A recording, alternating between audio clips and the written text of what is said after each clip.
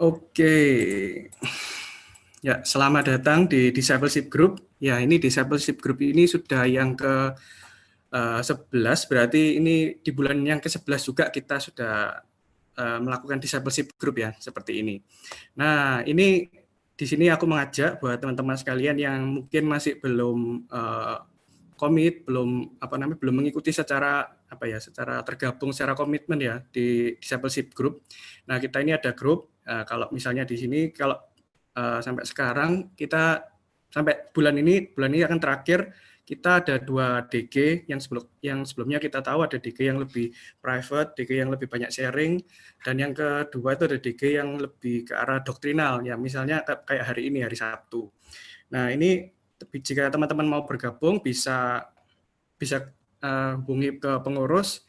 Nah, ya, jadi kayak kalau orang Kristen diajari kalau pertumbuhan untuk mengenal Tuhan itu memang sifatnya personal, tapi nggak pernah private atau individual. Jadi selalu bareng sama orang-orang, selalu bareng sama tubuh Kristus, selalu bareng sama gereja gitu. Jadi ya pada ini kupikir tepat sih untuk kita bisa bertumbuh bersama-sama mengenal Tuhan. Jadi bukan cuma mengenal Tuhan, tapi juga mengenal sesama. Kan perintahnya Yesus kayak gitu. Nah, ini ada Instagram kita juga, ada Rekutisari, Rek Ministry, bisa di-follow teman-teman. Yang khusus pemuda ada Instagram EXO Youth. Terus jika pengen besok misalnya ibadah di Rek, bisa ke Rek Indonesia, itu besok Pak Yakub yang khotbah seperti biasa. Terus ya, ini nanti yang teman-teman pengen gabung di DG seperti ini, mungkin yang lebih private atau gimana, nanti bisa kontak ke pengurus. Di sini ada aku, ada Cema, ada Peter, ada Stefana ya. Nanti bisa kontak ke mereka kalau misalnya mau gabung ke yang lebih komit dengan DG. Oke, thank you. Kita sekarang akan ya sedikit review. Kita perjalanan ini, jadi ya ini sekalian menambah informasi juga kalau sekarang ini adalah perjumpaan DG kita yang mungkin terakhir di hari Sabtu. Karena DG kita akan punya wajah baru. Jadi kita akan melakukan DG di luar hari Sabtu. Nah, nanti kita info lagi, cuma kita akan review dulu ya untuk hal tentang discipleship group ini kita. Nah, dulu awal-awal kita sudah tahun lalu, ini aku agak lupa, kita dulu awal-awal DG kita masih belum DG, kita masih mencoba untuk pemuritan gitu, kita masih pakai materi yang lain, kita masih pinjam dari materi beberapa gereja juga gitu sempat kan. Terus kita mulai masuk ke materi yang sudah dikasih ke Pak Dodi, maksudnya itu sudah siap semua. Ya, kita belajar soal intinya kalau semua manusia itu berdosa gitu. Nah, terus kita juga ingat ini Corona masih belum menyerang, jadi kita dulu masih bisa berkumpul bersama-sama ya di Kutisari. Kita belajar soal respon yang salah terhadap dosa. Itu ya keren sekali sih, kita banyak sharing juga kan waktu itu di gereja waktu itu. Nah, terus kita juga sempat belajar buat teman-teman yang mungkin sempat gabung belakangan mungkin bisa mengikuti ya, soalnya ini ya bakalan kita tetap bahas sih kalau misalnya di pertemuan kapanpun, soalnya selalu berkaitan gitu. Ya, kita belajar kalau semua manusia itu sudah berdosa sejak lahir karena dari Adam. Jadi dosa itu diturunkan dari Adam. Terus dosa asal ini banyak poinnya sih, jadi sampai 3 materi kalau nggak salah dosa asal itu. Jadi dosa itu dibilang memutus hubungan kita dengan Tuhan, sampai kita itu nggak bisa melihat Tuhan, nggak bisa mencari Tuhan. Terus ya kita harus dihukum kan karena berdosa. Nah, itu pertemuan kita yang awal-awal Februari dulu. Nah, terus dosa asal yang terakhir juga kita dulu juga masih sebelum corona menyerang itu sudah fix, kita sudah punya grup. Kita waktu itu baru Jojo sama Valen aja ya yang gabung. Jadi kita dulu belajar kalau kita itu punya dosa, ditekenin lagi kalau dosa itu sudah dari asal, bukan cuma gara-gara meniru atau gara-gara lingkungan, tapi ya manusia dari asal dirinya sudah berdosa kayak gitu. Nah, terus next kita juga belajar kebaikan manusia itu nggak menyelamatkan. Kita ingat ya, kita belajar bahwa kebaikan manusia kalau dibilang di Yesaya 64 ayat 4 itu katanya kain kotor. Nah, kalau kita ngomong bisa masuk surga karena perbuatan baik, itu anggapannya berarti kita ngasih seperti kayak memberi kain kotor kepada Tuhan kayak gitu. Nah, yang paling memorable dulu Agustinus yang bilang kalau ya Tuhan itu memberikan hukum kepada manusia yang nggak bisa dilakukan supaya manusia itu bisa tahu kalau kita itu orang berdosa. Jadi ya itu quote yang memorable dulu sih. Ini sudah mulai online dulu, sudah diserang sama corona. Jadi kita sudah pakai Zoom gitu.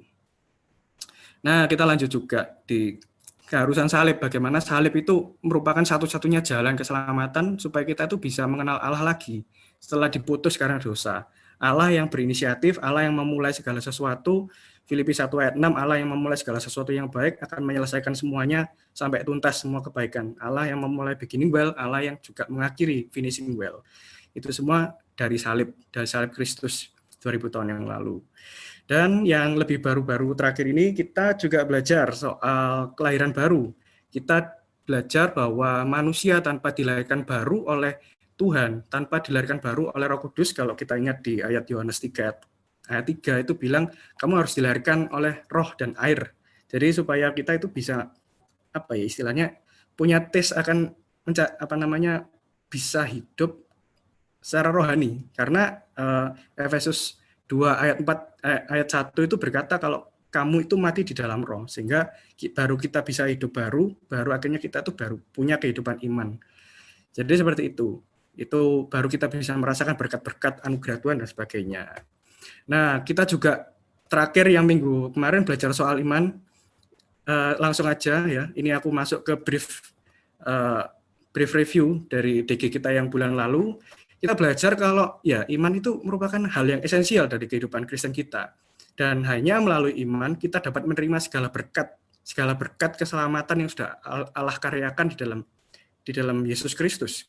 Jadi kita ada pembenaran, kita ditebus dari dosa, Roma 8 ayat 1, kita diangkat jadi anak, Roh Kudus ikut bersaksi di dalam hati kita, Roma 8 ayat 16, kita bersatu dengan Kristus, Galatia 2 ayat 20, kita pun berdoa dan mendengar jawaban doa itu juga pakai iman. Jadi waktu kita sudah menerima Tuhan, kita sudah percaya, itu ya apapun itu kita menafsirkan segala yang kelihatan dengan apa yang tidak kelihatan, apa yang kita lihat melalui iman. Jadi seperti itu.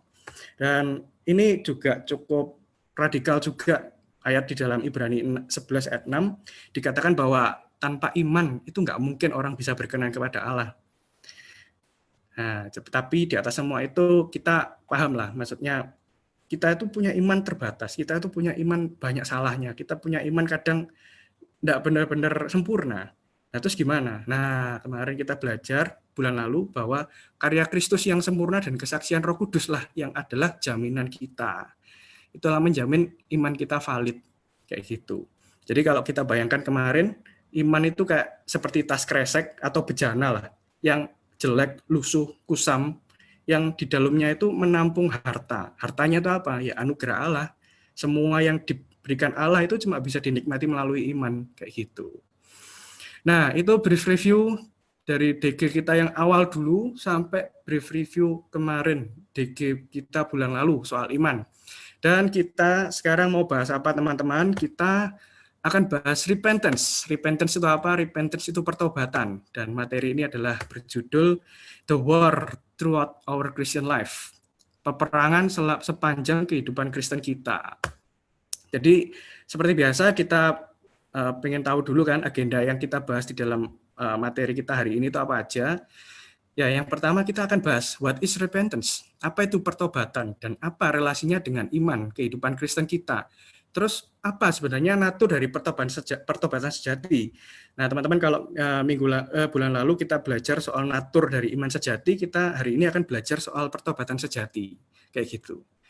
Dan yang kedua kita akan melihat sebuah peperangan, never ending war, peperangan yang tidak pernah berakhir.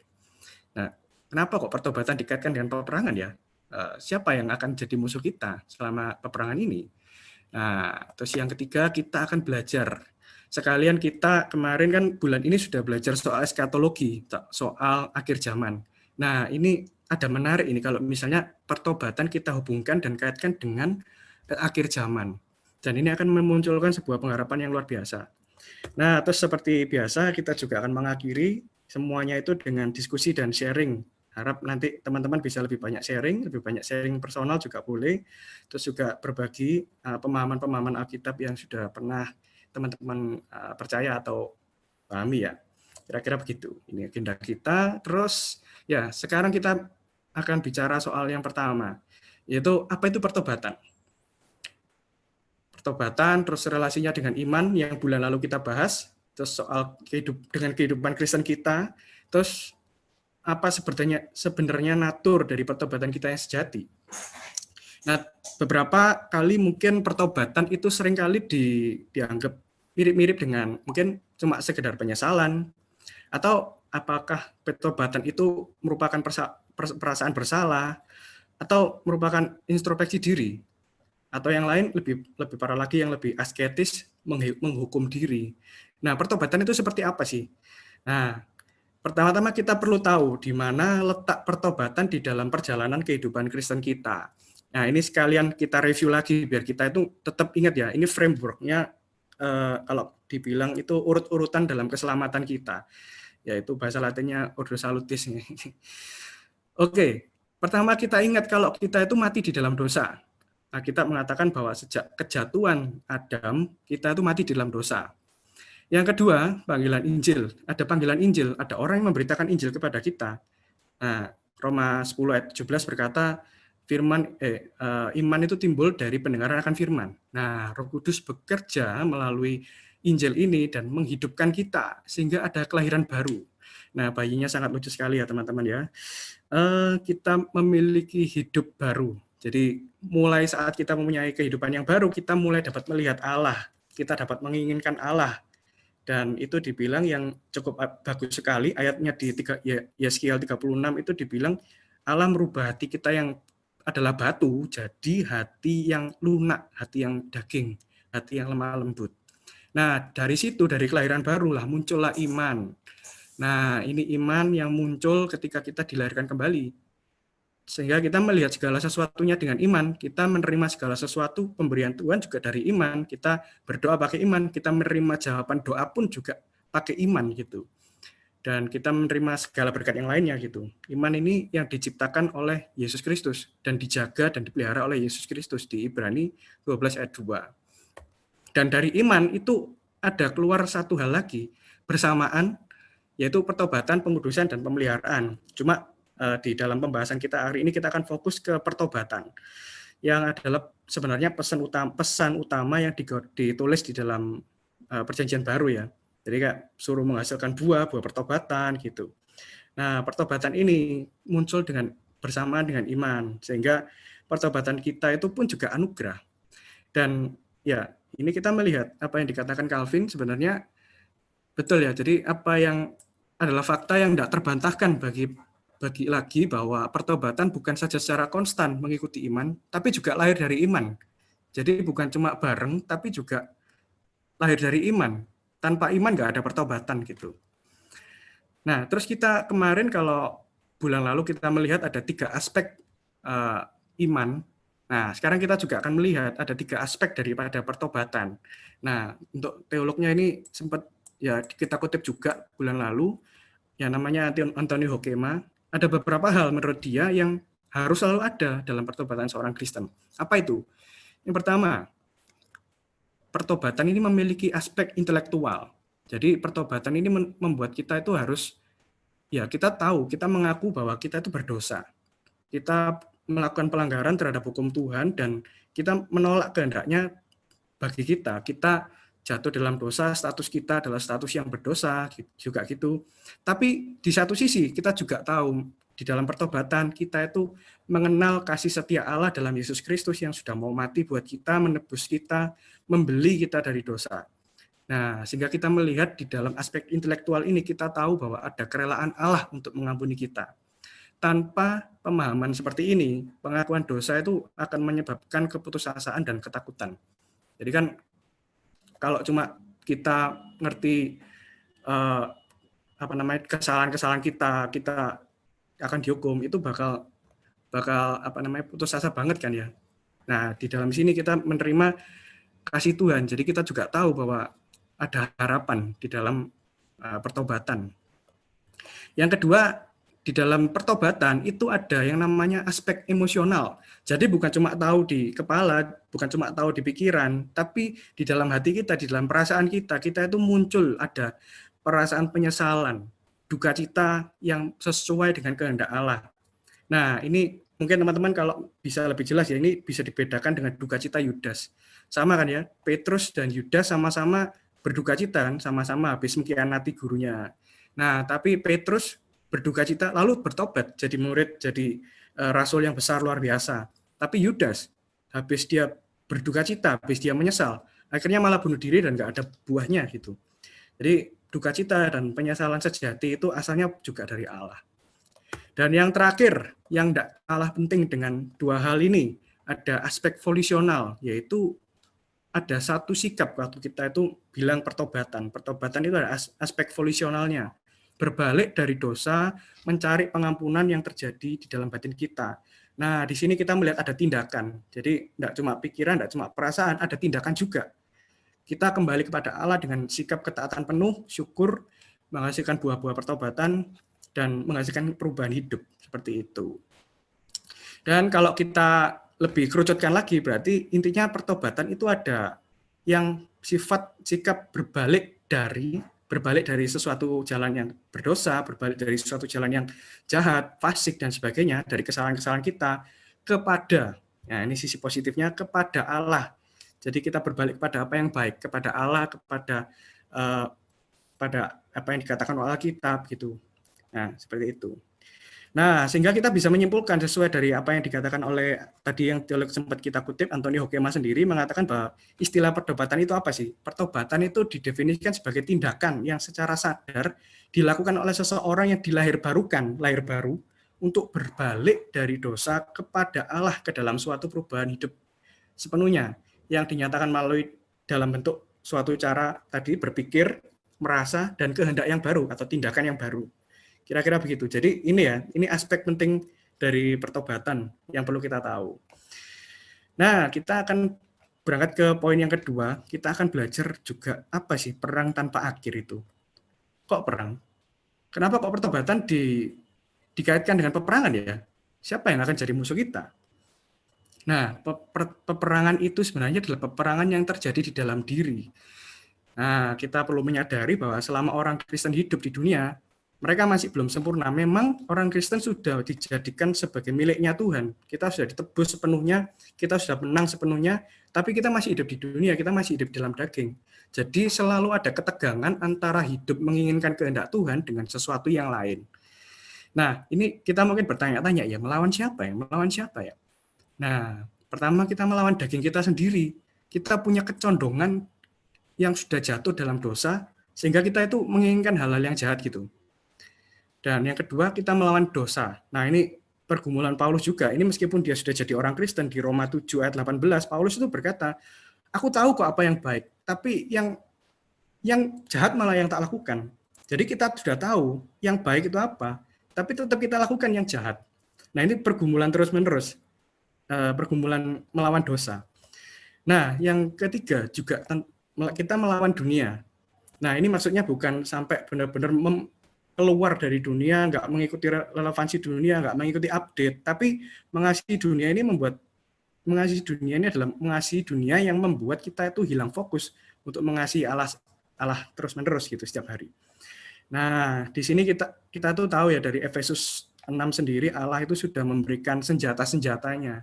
Senjata-senjatanya itu ada ikat pinggang kebenaran, baju sirah keadilan, kasut kerelaan pemberitaan Injil, ada perisai iman, ketopong keselamatan, pedang roh atau firman, ada doa syafaat juga. Ini adalah beberapa hal yang Efesus 6 katakan ketika kita itu mau mengadakan peperangan di dalam melawan peperangan yang ada di dalam diri kita. Nah, itu disebutkan teman-teman sudah sempat tahu juga senjata perlengkapan Allah kayak gitu. Nah, di dalam peperangan di dalam diri juga itu diperlukan sebuah penyerahan diri. Jadi kan kalau kita tahu ya orang-orang yang perang itu juga menyerahkan diri, tidak tahu nanti dia akan mati di peperangan atau tidak tahu dia akan menang. Nah, dia tetap akan menyerahkan dirinya untuk yaitu melindungi negaranya, menjaga negaranya supaya tetap aman dan damai dari penjajah. Begitu juga Tuhan Yesus itu mengajak kita untuk bukan cuma mengajak ya lebih dari itulah. Yesus menyatakan dengan jelas bahwa pertobatan sejati membutuhkan komitmen total dalam hidup kita. Kalau enggak, kita sebenarnya malah ada di pihak musuh. Nah, ini beberapa ayat yang mungkin cukup radikal dari Tuhan Yesus sendiri. Kalau demikian, misalnya Lukas 14, demikian pula lah tiap-tiap orang di antara kamu yang tidak melepaskan dirinya dari segala miliknya tidak dapat menjadi murid-muridku. Wah, ini suatu melawan, mungkin suatu yang melawan dunia ya. Yang Matius 16 ayat 24 itu mengatakan setiap orang mau mengikut aku harus menyangkal dirinya, memikul salibnya dan mengikut aku. Nah, ini melawan daging. Yang terakhir, Matius 10 ayat 37 ayat 39. Barang siapa mengasihi bapak atau ibunya lebih daripadaku, ia tidak layak bagiku. Barang siapa mengasihi anaknya laki-laki atau perempuan lebih daripadaku, ia tidak layak bagiku. Barang siapa memikul salibnya dan mengikut aku, ia tidak. Barang siapa tidak memikul salibnya dan mengikut aku, ia tidak layak bagiku. Barang siapa yang mempertahankan nyawanya, ia akan kehilangan nyawanya. Barang siapa yang kehilangan nyawanya karena aku, ia akan memperolehnya. Nah, jadi ini sebuah invitation yang sangat radikal dari Tuhan Yesus sendiri. Nah, sehingga di sini kita akan menyimpulkan dari penjelasan daripada seorang teolog yang beberapa kali pertemuan DG kita sering kutip, yaitu John Calvin. John Calvin sempat bilang, pemulihan tidak terjadi dalam sekejap atau 1 hari atau 1 tahun, tetapi melalui kemajuan yang bertahap dan bahkan terkadang perlahan. Kan kadang kita merasakan ya, kok merasa kita nggak ada pertumbuhan, nggak ada apa namanya yang wow, nggak ada, kayak semua konstan gitu. Nah, di sana Allah menghapus dari diri kaum pilihannya kecemaran daging, membersihkan mereka dari kesalahan, menguduskan mereka semuanya menjadi murni sejati. Nah, ini yang penting juga. Peperangan ini hanya akan berakhir saat mereka mati. Jadi peperangan rohani ini melawan daging, melawan dosa, melawan dunia, itu tidak akan selesai sampai kita akhirnya mati. Jadi itu pertobatan, peperangan itu tidak akan berakhir. Dan lanjutannya dari Calvin, betapa beruntungnya orang yang telah belajar untuk tidak mengasihi dirinya sendiri, sehingga dia tidak terbenam di dalam lumpur, yaitu musuh, dan tidak terjebak. Sebaliknya, dia mengikuti Allah dengan dekat dan berharap kepadanya, agar setelah dirinya dicangkokkan, ya bisa kita artikan disatukan ke dalam kehidupan dan kematian Kristus, dia bisa memusatkan perhatian bagi pertobatan yang berkelanjutan. Dan di sini Calvin mendeskripsikan pertobatan sejati itu sebagai mematikan daging dan menghidupkan roh. Jadi dia mengembangkan sebuah pikiran ini, yaitu karena dengan kata mematikan kita berkesimpulan bahwa kita tidak akan takut, kita tidak akan menjadi orang saleh, kita tidak akan mempelajari langkah awal dari kehidupan yang saleh jika tidak secara keras disembelih oleh pedang roh, yaitu firman Tuhan tadi, dan dibawa kepada awal yang baru. Nah, seolah-olah di sini Allah itu ingin bilang bahwa kalau kita itu mau diakui sebagai anak, kita itu harus mati natur lama kita. Nah, makanya itu dibutuhkan peperangan rohani setiap hari ya, sampai kita mati. Ya gitu. Nah, bagian terakhir, pertobatan, ada pengharapan. Tapi kok akhir zaman ya? Nah, kalau kita dengar kata akhir zaman yang mungkin muncul di pikiran kita, di bayangan kita, imajinasi kita, mungkin akan ada kayak meteor jatuh ke bumi, atau sudah tsunami, atau ada apalah kiamat gitu. Bahkan Alkitab pun juga menggambarkan akhir zaman dengan gambaran yang dramatis, gambaran yang ya menakutkan. Nah, ada kayak monster, ada makhluk buas berkepala 10, bertanduk 10, terus ada pengangkatan. Kok rasanya dramatis banget ya? Kenapa kok bahas tentang pertobatan kok munculnya sama akhir zaman? Kenapa kok maunya pengharapan tapi kok ngomong akhir zaman? Nah, akhir zaman apakah nggak ngeri? Nah, pertama-tama ya di sini mari kita coba merenungkan sedikit. Kira-kira kalau misalnya teman-teman di sini bertemu Tuhan nanti, misalnya kalau misalnya ya di akhir penghujung hidup teman-teman, pilih mana sih? Kira-kira mana yang ingin sebenarnya teman-teman dengar dari Tuhan? Ada 2 hal.